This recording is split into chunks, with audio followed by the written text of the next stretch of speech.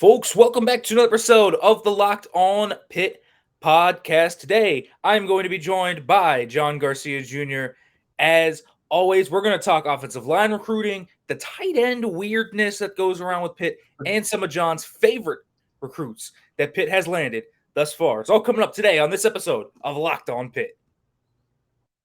Are Locked On Pitt, your daily podcast on the Pittsburgh Panthers, part of the Locked On Podcast Network, your team every day.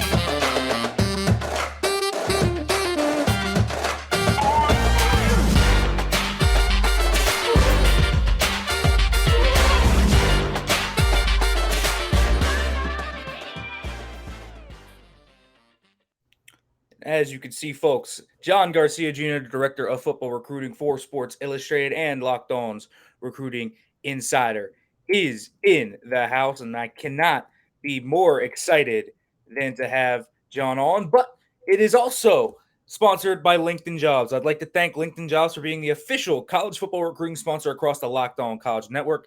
LinkedIn Jobs helps you find candidates you want to talk to faster. Post your job for free at linkedin.com/lockedoncollege.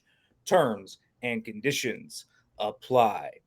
Welcome into the show, John. Always great to have you on, man. Yes, sir, Nick. It seems like, Pitt's one of these programs that has a really solid group on board, and now these coaches get to take their vacation and gear up for the season. So it's kind of a great time of year to look at where we're at. It's always like everyone's always frantic about looking ahead, but it's good to kind of look and see what mile marker we're at today. So I'm happy to do it with you. Yeah, it's very interesting to look where we're at today. And about a week or two ago, when we're talking about where Pitt was in the offensive line recruiting area, they had not landed a single offensive lineman. And literally a week later, 4 big hog mollies are in the recruiting class. Pitt landed 3 of them on that last official visit weekend. And then this past weekend, Philip Daniels committed on Saturday to Pitt, which was a big land for Pitt. Goes into Cincinnati, not necessarily a big area for them to pull out of, but Daniels, the latest Pitt commit there, impressed coaches at an Ohio State camp. He camped at Pitt, impressed them. Decent offer sheet: Boston College, Kentucky, Purdue, Minnesota. And this seemed like a very interesting last-second, almost snap decision where it was a phone call to Pat Narduzzi, and he flipped from Minnesota to Pitt. But a lot of guys that I talked to, John, in Ohio, very excited about Philip Daniels and think that Pitt got a good one here. I agree. I mean, this is an athletic and lengthy offensive lineman. Does he have room to add to the frame? Does he need to gain weight? Of course he does, surely. But when you talk about a lengthy and agile tackle prospect, that's what the game is. We just saw what Pitt did last year with Kenny Pickett and those guys. They were lighting it up, and he had a lot of time to light people up. And I think when you talk about blocking the modern edge prospect, he's shorter, he's faster, he's quicker, and he bends like a linebacker. So naturally, as you build offensive linemen, you need, not everyone, but you do need kind of that almost like a specialist, longer, quicker, faster offensive lineman who really gives ground in a hurry and has the length to latch on to these pass rushers simultaneously. And I think that's what I see with Daniels. I do think, again, he's going to add weight. He needs to anchor a little bit better. And there's some technical stuff that he needs to throw onto his game that maybe we'll see as a senior or early in his Pitt career. But from a redirection, length, athleticism standpoint, there's a lot to like about his ability to block smaller, quicker edge rushers, which, again, the game is moving to very, very quickly. I mean, I think it's already kind of there. I don't think it's moving there. It is there right now. So I do think you need these types of offensive linemen within your scheme that are just kind of built for it. And then you build them out from there and see where their ceiling is. But the floor here is a legitimate, aggressive, and athletic pass protector, the type that you really need in this pass-first nature of the game. Yeah, and Pitt was very excited to land him. Now, interestingly enough, that 3 out of these 4 commits that Pitt got were camp offers at the offensive line position, which is interesting. Now, they didn't host a ton of offensive linemen before that, but this past weekend, the last weekend of June, was a big weekend for them to host these O-linemen, and Daniels was actually the week before that. So Pitt cashed in after some official visits. They didn't get the last say in on Daniels or Ryan Carretta, who we'll also talk about. But I want to talk about someone we haven't talked about on the show. We touched a little bit on Carretta last week, a little bit on Tyree, but we haven't talked about Colin Van Roy. And this is a guy that the offer sheet, Pitt's really his only major offer. But what do you see in Van Roy and why Pitt was so excited to take him? Man, this kid made me curse watching his tape. That happens about once a week, but it's usually one, not an offensive lineman, and two, it's usually something that is a little easier to sell. Like, wow, this guy made this juke that made the defender fall, and everyone had their jaws on the ground. That is easy to explain, or a big hit from a defensive player, blah, blah, blah.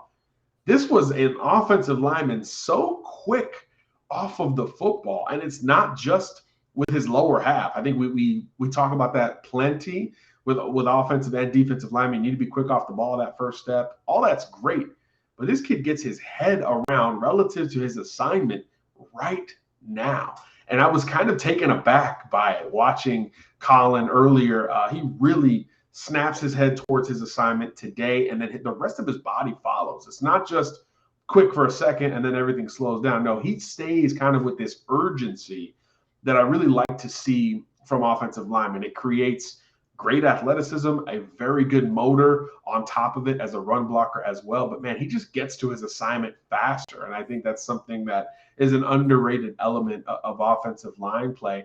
And then he's a lighter guy, probably 285 or so at this point, or he looks it, even though he might be carrying more weight. And I think it's because of those snap movement skills. So where we talked about Daniels as this longer, kind of built for pass protection guy, I think Roy has some of those same physical traits, but he's got this urgency and motor on top of it that I'm like, I want to get him in space right now. I want him lead blocking. I want him pulling. I want him leading a slip screen on the edge. He has that type of modern ability, because that's another trait we're seeing more and more.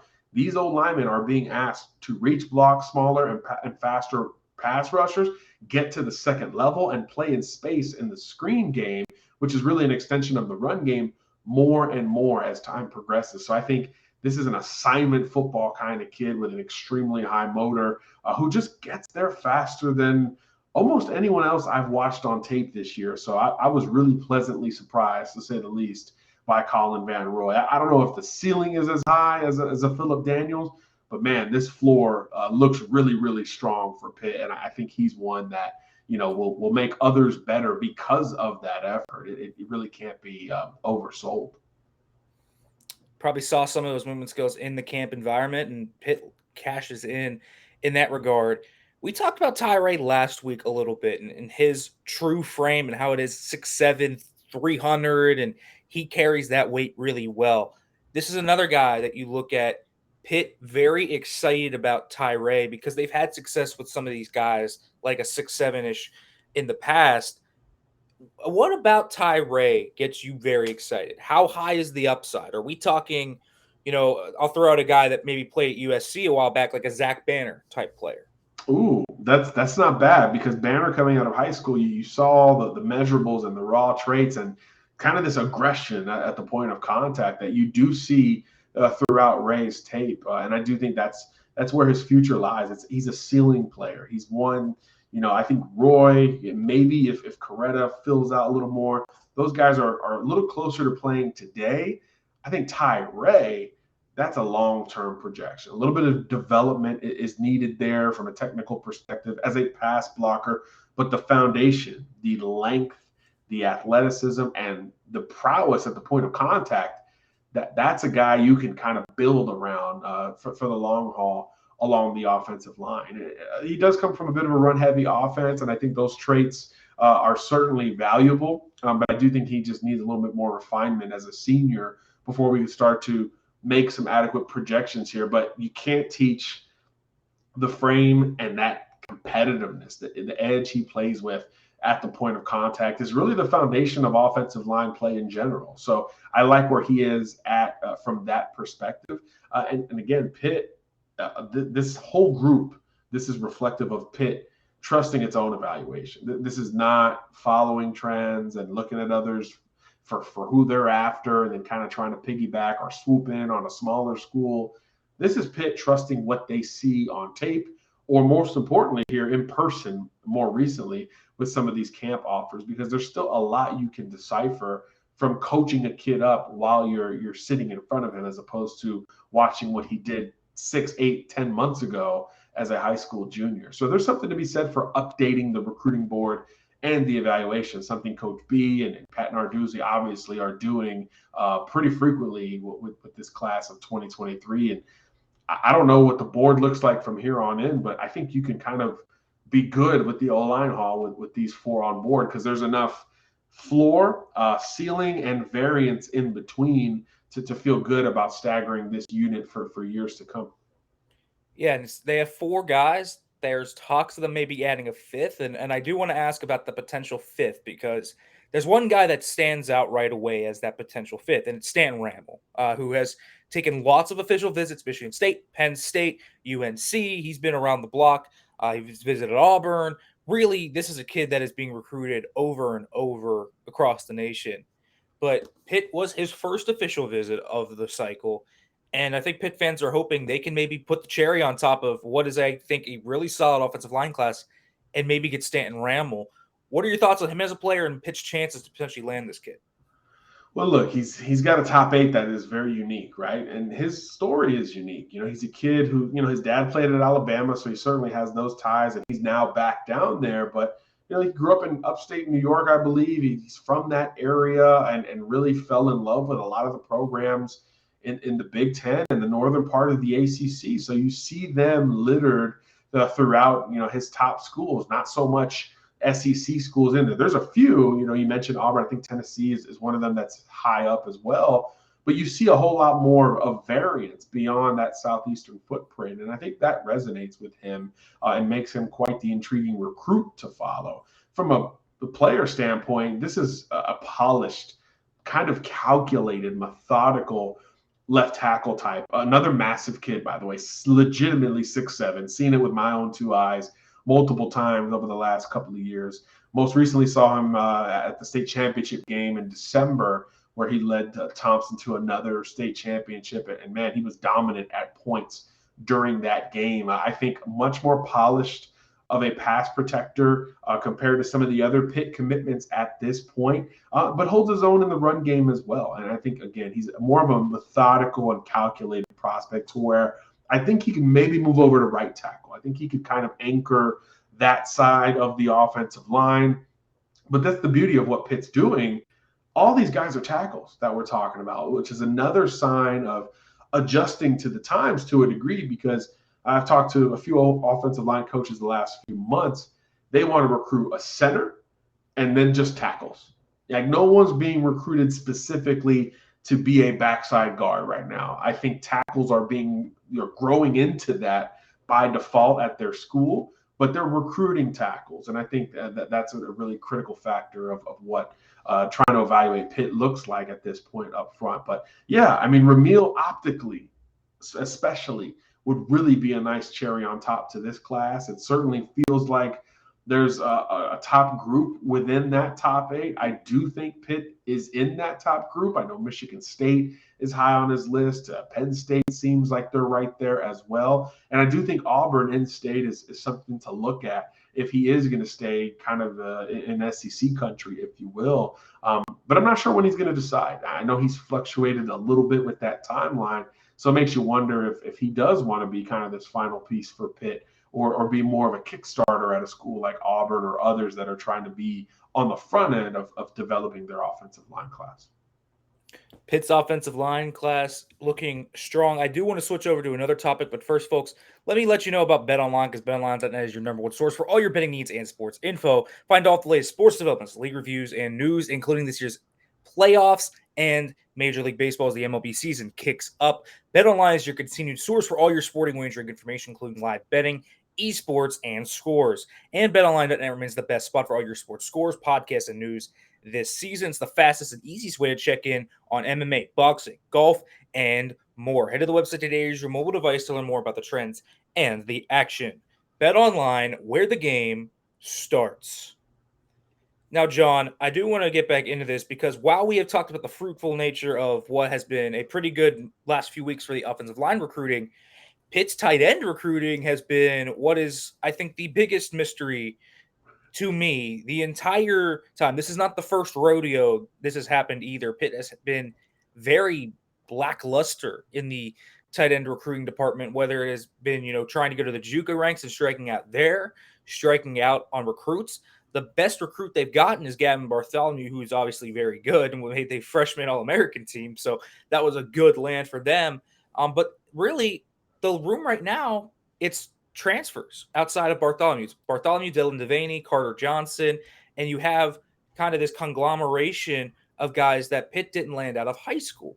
And so Tim Salem, who is Pitt's tight ends coach, is a really good recruiter who recruits New Jersey, Massachusetts, New York, and Pitt lands a ton of good players out of those states. But yet it seems like they never can land the tight end.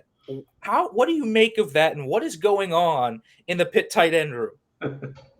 I wish I had the specific answer, but optically, it kind of doesn't make sense. I'm with you there, Nick.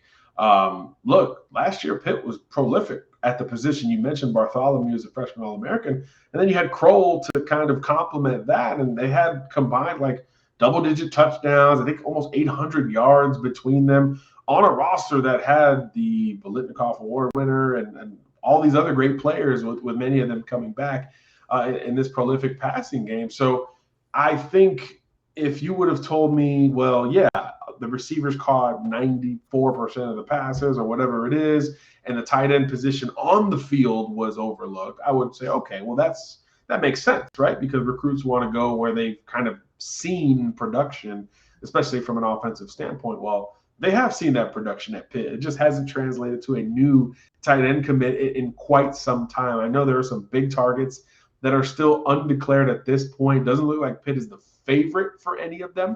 But I do think at the same time, tight end, two things. Tight end is one you can wait on. I think, we talk about these early recruits and commitments. It's still July. I think there's an entire season left of high school football. And tight end's one of those positions where historically guys coming from other sports or guys who are growing into their body they're late bloomers a lot of time at tight end. A lot of these great tight ends in the NFL weren't tight ends at this stage of their high school career. So I do think that's one position where there's a very quick assimilation when you do have that kind of basketball frame, height, weight, athleticism, ball skills, skill set at your back. So I do think that there's senior risers and emergers every year. So that is one kind of silver lining for Pitt fans. And two, you mentioned it. You've won in the portal at that position. And that is something I do think we're going to see continue going forward. I think teams that are prolific on certain sides of the ball and at certain positions, like Pitt on offense with throwing the football, I do think that is going to continue to attract top tight end transfer candidates when this thing goes forward. It's going to be tough because Bartholomew's so young and everyone, I'm assuming, just expects him to be the guy for quite a bit. But last year showed us there can be a variance. There can be a shared workload from a reception standpoint with multiple tight ends in this Pitt offensive scheme. So I do think from 30,000 feet up, you can work the late emerger and portal route once again, but it is still at the same time surprising that we don't see more high-profile high school tight ends ready to take official visits to Pitt and ultimately pick them on the trail at this point. I think two things can be true in this case, and it's a bit of a conundrum for sure, but there is still time to figure it out. Pitt definitely needs to add someone in that room this year. Now, they do have a few guys. Everyone in that room has multiple years of eligibility. And again, they did go to the JUCO ranks to get Carter Johnson, former TCU player, and then they went to get Dylan Devaney, who was playing at Georgia Tech. So they do have three decent tight ends, obviously with Bartholomew being the tight end one there. But Pitt has had a few guys come on campus. Zach Ortworth did not commit to Pitt. He went elsewhere. I believe he went to Iowa. Jackson McGowan, the Cincinnati commit, came to Pitt. Pitt thus far hasn't flipped him. We'll see if maybe he's a flip candidate. But they haven't hosted many tight ends, and we've been seeing a lot of late tight end offers go out from Tim Salem. They've gone into Texas. They've gone into Minnesota. They are going across the country. And that's kind of interesting to me that Pitt is having such a tough time recruiting in this area. But you did talk about the portal. Kroll was obviously a portal addition. They have two more portal additions. Bartholomew is the only kid who was from a very low-level football in the eastern part of PA, really the middle of nowhere that Pitt kind of jumped on. It is a very weird thing. How does Tim Salem, I guess this is my question, how does the tight end coach in Tim Salem, who has landed players like Israel Abani Canada, who's really good, who has been instrumental in recruiting a lot of New Jersey players, Massachusetts players like a Samuel Okunlola, how does he recruit so well outside of his position group, yet that tight end room that he coaches doesn't seem to gel to him? Well, I do think first of all, it's a limited pool. I do think that we talked about all these positions, assuming and knowing there's a lot of players available at the Power 5, high-end Power 5 level.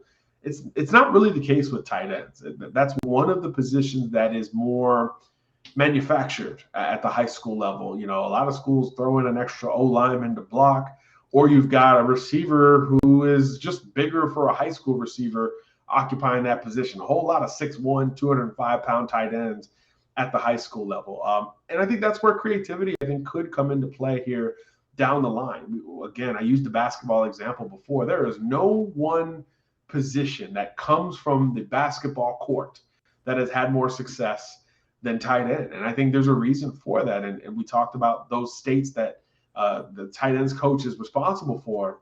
Whole lot of good basketball in those states as well. So I'm curious down the line if this remains an issue, because again, the portal development, there are stopgaps in reversing a trend here. But if that becomes more of a trend, 12, 18 months from now, I think that could be an avenue in the summer camp circuit. Now that the pandemic restrictions are totally behind us, those are scenarios where you can create and host some outside the box stuff. Or you could always go old school and have a bigger wide receiver assimilate towards the tight end role. And look, who's to say if they get an Akeem Williams, who's to say he has a frame for 235 pounds? There is no doubt about it right now. Now selling him on that and all that stuff, that's different. But in terms of the physical ability that aligns with that position, you can go the jumbo receiver route as well and kind of pitch the money that comes with that if you hit, right? I mean, Darren Waller, Travis Kelce, all these guys in the NFL profile like bigger wide receivers. They've just continued to add to their frame here in the meantime. Not everyone's George Kittle, who's this great inline blocker and all that stuff. That is becoming fewer and further in between, unless you recruit Iowa or Notre Dame, it seems like, from the NFL level. So elsewhere, I think these jumbo receivers can kind of begin that conversion or even just work outside permanently. I mean, Kyle Pitts is the unicorn example, but I mean, this kid was barely lined up in line during that breakout year at Florida, and it hasn't hurt him one bit. He's still doing it in the NFL. So I think that position has become both flexible and creative to the point where you don't have to bring it in any one conventional way. We'll see how that ends up going. The tight end recruiting is probably the biggest question mark left in Pitt's recruiting class right now. But I do want to flip over to just your favorite recruits. But first, folks, let me let you know about LinkedIn, because as the sun comes out, small businesses are back in businesses. LinkedIn Jobs makes it easier to grow your team. LinkedIn Jobs helps you find people you want to interview faster and for free. Create a free job post in minutes on LinkedIn Jobs to reach your network and beyond the world's largest professional network of over 810 million people. Then just add your job, use the purple hashtag hiring frame to your LinkedIn profile to spread the word. Simple tools like screening questions make it easy to focus on your candidates for just the right skills that you want. It's why small businesses rate LinkedIn Jobs as number one in delivering quality hires versus leading competitors. LinkedIn Job helps you find the candidates you want to talk to faster. Did you know that every week nearly 40 million job seekers visit LinkedIn? Post your job for free at linkedin.com/lockedoncollege. That's linkedin.com/lockedoncollege to post your job for free. Terms and conditions apply. Now, John, Pitt has a good bit of commits here now after the June circuit. After Daniels committed, their total commitment number is up to 15. They also have 3 outstanding commitments, so it's 18, but we'll see when those get announced. But you look at the 15 that are publicly revealed right now. Talk to me about some of your favorite guys in this Pitt class thus far. Well, I know we've talked about the old linemen, so I'll stay away from them. So let's go to the guy I just saw out in Los Angeles. I got to start with Kenny Minchey, the quarterback. We talked about it when he committed. We talked about it after we saw him at the regional event. And I'll certainly talk about him after the final because Kenny Minchey finished number 5 for us at Sports Illustrated out at the Elite 11 finals. We've all talked about how deep of a year this is at quarterback nationally, this class of 2023. So I do believe him finishing that high says a lot about his game today and may say even more about where his game may go. I mean, he's just so darn steady. He's like the forgotten guy. He's that basketball player that when you're watching a game, you're like, oh, yeah, he's pretty good. And then the game ends and he's got like 24 points, 7 rebounds, 4 assists, and he shot well from the field. And you're like, did I miss this? That's what Kenny Minchey does in the best way possible at the quarterback position. Not the biggest, not the flashiest, not the most athletic, but pretty darn close in all those categories. And again, just profiles so steady regardless of setting. They really work to make you uncomfortable at these events. And he never looked uncomfortable. That's just something we don't see at the Elite 11. I've covered them for over 10 years at this point. There are a few quarterbacks that just kind of evenly keel, roll through all the workouts, the wind, the pressure, 150 cameras on you at once, and they look the same. Kenny Minchey looks the same, and that is such a great prelude towards a big-time college football career because obviously pressure at that position is really maybe the most critical thing to deal with overall. So I couldn't be a bigger fan of Kenny Minchey. I love this O-line group. I do think, again, I'm shocked. I'm looking at one outlet that has Colin Van Roy as like the lowest rated guy. That's tough for me. Again, his snap quickness off the line of scrimmage and thereafter says a lot about his floor. I think his floor is a lot higher than other folks are considering at this point. And then the last guy I'll mention is one that I'm also very familiar with. I love Antonio Caine from Tampa Bay Tech. I think he is one of those Florida pass rushers or Florida front 7 guys that if he goes to Pitt and does what we think he can do, he's one of those that people are going to look back at one day, Nick, and say, how did he go to Pitt? Like, how did they get this kid out of Tampa at a premier high school with 3 Power 5 programs in the state, soon to be 4, by the way, with UCF, who's right down the road from Tampa? How did those 4 schools miss on a kid like this who's uber productive, a modern new age? We talked about it with the O-lineman, a smaller, quicker, bendier prospect around the edge, the modern edge prospect. How does he end up however many hundreds, over thousands of miles away from his hometown for college? He could be the gem of this class beyond Kenny Minchey for me. So those are some of my favorites to date. Love what Pitt is doing. I've talked about the variance and the balance. 5 kids from my home state of Florida, so I'm always going to be a fan of that as well. And they're probably not done in that state, and it sounds like there's a few more that are ready to jump in. So curious to see how they follow up with this current haul, but it's a heck of a start. Yeah, it's a really good start. Pitt has recruited Pennsylvania. They have 2 PA commits. I know we talked about that, but they did end up getting 2 PA commits, including a Whippeal guy in Braylon Lovelace. So it did end up happening. I know we scrutinized that earlier.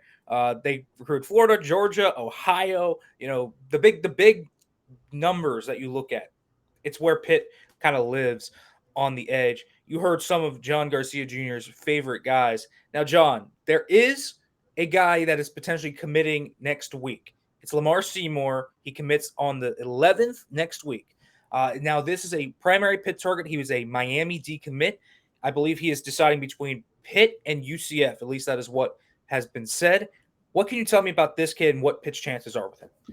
Yeah, we've seen Seymore a ton on Friday nights and during the camp and 7-on-7 circuit. Big physical receiver who you may mistake for an Akeem Williams once or twice when you see these great South Florida teams play in the offseason. Big physical ball skills. He's got a maturity about him, not only in his demeanor, but in his game. The body awareness is really strong here. Not the type to blow the top off of a defense, but so darn big and physical where he can win those 50-50 balls, those back shoulder balls that, again, start to reflect the modern game today. So he's more of a possession receiver, but certainly can work the sidelines and the pylon very well, which is an increasingly important trait for true pass catchers. And yeah, it seems like he's going out of state at this point. I know UCF's made a nice push. They're doing well within state lines. But I think between those two, if it's just down to those two, I think Pitt's got the best chance to land him. We know they're prioritizing the position. We know they're active in Florida. My goodness, this could be half a dozen from the Sunshine State. And I think, yeah, the moment he decommitted from Miami, which, by the way, is a pretty big deal because they're recruiting their tail off, I think that says a lot optically for what Pitt can do going forward in this ACC. Because Miami is one of those programs that's going to become, at least we think, a recruiting measuring stick, particularly for kids in South Florida and in the state of Florida in particular. So to go head-to-head and win even one of them, I think will be a pretty big deal, and Pitt could be in position to contend for even more thereafter. So from where I sit, I think Seymore could end up as a Pitt Panther before all is said and done. That would be big news. Would be number 16 for Pitt. And again, still 3 outstanding commitments from this June crop that we don't know who they are. So we'll figure that out in the coming weeks and maybe even months. Who knows how long it will take to announce. But we will see. Maybe Seymore joins the crop. John, as always, great stuff. Tell them where they can find your stuff, read your stuff, follow you, do all that good stuff. Yeah, real simple. si.com/college, or check us out on social right there under the screen, John Garcia _JR. Folks, as always, thank you for listening. And as always, hail to Pitt.